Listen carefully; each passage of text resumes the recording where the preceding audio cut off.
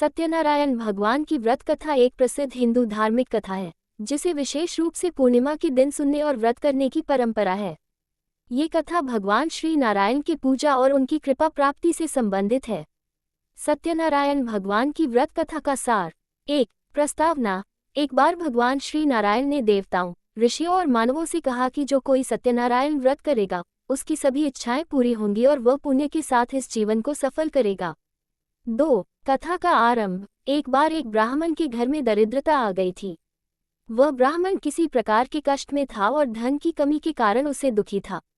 ब्राह्मण की पत्नी ने उसकी चिंता कम करने के लिए सत्यनारायण व्रत करने का निश्चय किया। उसने अपने पति को बताया और दोनों ने मिलकर व्रत किया। 3. व्रत की प्रक्रिया। सत्यनारायण व्रत में भगवान श्री नारायण की पूजा की जाती है, जिसमें उनकी विधिपूर्वक आराधना की जाती है। व्रत के दौरान कथा का श्रवण, उपवासी रहकर एक बर्तन में भगवान की पूजा करना और आहार का त्याग करना महत्वपूर्ण होता है। इसके साथ ही सत्यनारायण की कृपा से व्यक्ति की दरिद्रता दूर होती है और उसे सुख समृद्धि मिलती है। 4. भगवान की कृपा। व्रत और कथा के प्रभाव से ब्राह्मण और उसकी पत्नी की दरिद्रता समाप्त हो गई और उनके घर में समृद्धि का वास हुआ।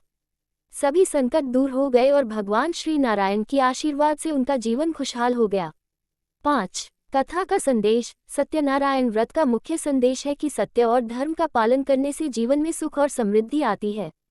भगवान सत्यनारायण की पूजा और व्रत से हर व्यक्ति की इच्छाएं पूरी होती है और जीवन में खुशहाली आती है। यह व्रत न केवल भौतिक लाभ देने वाला है, बल्कि यह आत्मिक शांति और संतुष्टि भी प्रदान करता है। निष्कर्ष। सत्यनारायण भगवान की व्रत कथा एक अत्यंत पुण्यकारी और शुभ व्रत है, जिसे धार्मिक श्रद्धा और विश्वास के साथ किया जाता है।